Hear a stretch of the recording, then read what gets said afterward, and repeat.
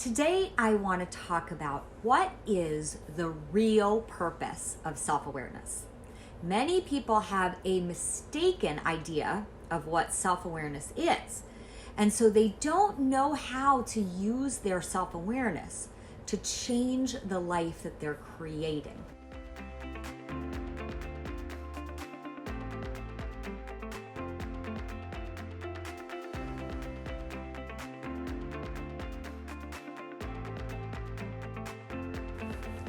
Hi everyone. For those of you that don't know me, I'm Joanna Kleinman, licensed psychotherapist and #1 internationally best-selling author of the book Dethroning Your Inner Critic, the 4-step journey from self-doubt to self-empowerment. And I'm also the host of the Dethroning Your Inner Critic podcast. So being self-aware means having the ability to see ourselves clearly, to understand who we are, how others see us, and how we fit into the world. And I believe that self-awareness gives us power. But in my opinion, what some people call self-awareness is really just being on a never-ending rabbit hole of trying to understand why they have the same broken record, automatic thoughts that are creating the same broken record complaints in their lives. And I think that a lot of traditional therapy and coaching has people trying to uncover why they feel the way that they do, why they think the way that they do, and why they've been engaging in the same behaviors that keep them suffering in a particular area of their life. And I think the investigation of why is mistakenly referred to as self-awareness. And the issue is that understanding why won't have you change how your life looks moving forward. The work of dethroning your inner critic is about how to create conscious shifts in the lens through which we're looking at everything, how we see ourselves, how we see our relationships, our careers, our accomplishments, our choices, and the shoulds and shouldn'ts and supposed to's of life, right? And what we believe that we're capable of. We don't need to understand why we have the lens of self-doubt and fear and inadequacy. Asking why doesn't forward any action. It just has us stuck in blame and justification and feeling like a victim of our circumstances. So asking what points us towards solutions in the form of actions. And it's only actions that gets our life to go in a different direction. So asking, what can I think differently about my current situation that can make me feel more at peace, even if the situation doesn't look the way I want it to? What is the life I really want to be living? What is the most important thing to me? If you notice the parts of your life where you're suffering the most, are you asking what, or are you asking why? Because when you ask why, you're focused on the justifications and the excuses in the form of blaming yourself or someone else or something else, and there are really no answers to why, because there are so many puzzle pieces that go into why we think the way that we do, some of which are just given by our cultural beliefs that have been passed down for generations that give us these false ideas of what really creates a happy and fulfilling life. So the bottom line is, why just leads to ruminating in the same thoughts. So we need to ask, what is the life that we want to design?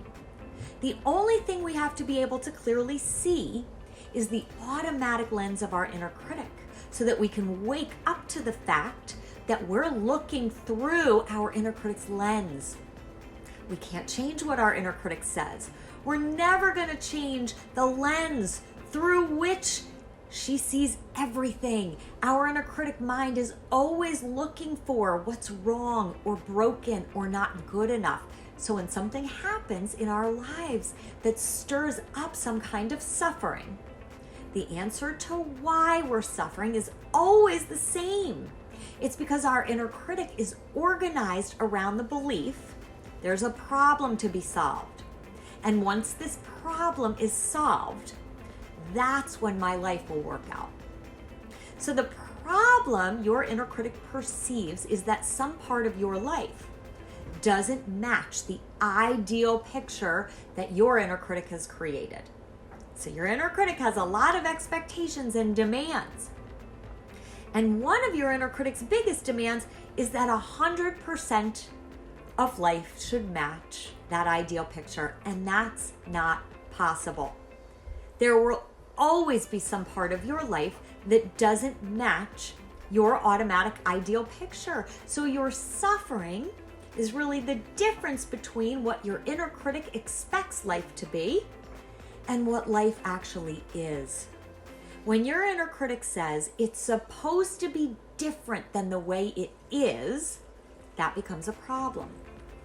So when we ask why, we're actually feeding our inner critic's perception of a problem. But what if the only reason why we think something is a problem is because we've been listening to our inner critic tell us for our whole lives what isn't good enough, what needs to be fixed or changed?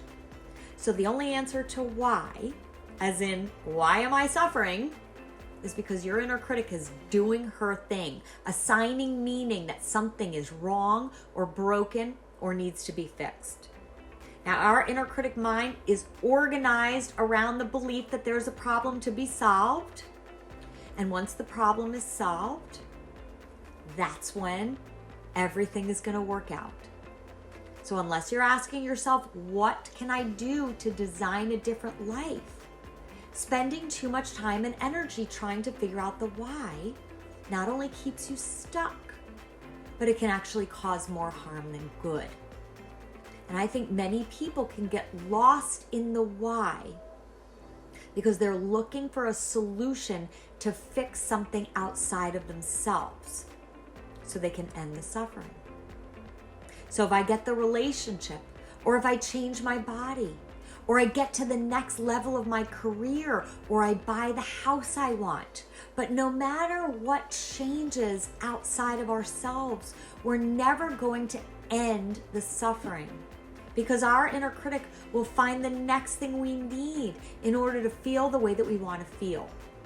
Dethroning your inner critic is about catching the suffering, seeing it for what it is, and then unhooking from your inner critic and stepping into a new mind. A new mind that focuses on the successes and accomplishments we've already achieved, what we already love about ourselves, what we can already feel proud of ourselves for, the blessings, joy, and happiness that is already right here, right now. We need to rewire the way we think about everything. The suffering never exists outside of ourselves. The only power we ever have is to clearly see the automatic lens, unhook from that lens, and rewire a new lens. And asking why keeps you looking from the old lens and then trying to find the solutions to fix what's wrong. This one question, what is the life I'm designing, will have you shifting out of the lens of what's wrong, broken, or not good enough, and into the lens that has you thinking in alignment with the life that you're designing for yourself. And taking the actions that would transform the perceived problem, those actions are very uncomfortable, right? Sending that resume, having that difficult conversation, resisting the urge to numb your emotions with food or alcohol or busyness. These are hard things. Remember, your inner critic is all about comfort. She doesn't want you to feel fear or take risks or step outside of your comfort zone. That feeling of fear, that's just an inner vibration in your body. And you can feel that discomfort, but take action anyway. So keep your attention on the life that you're designing. Don't look backwards. The past is dead. There's nothing back there for you. other than to see that your inner critic has been governing a lot of the ways that your life has unfolded so far. That was then. This is now. What am I doing to design a different life? If you get quiet and still, the next right action will come. When you're tuning into what you're designing, you're tapping into believing that you deserve to design that life. That's the start of rewiring a new mind to create a new life moment by moment. And that is what true self-awareness is.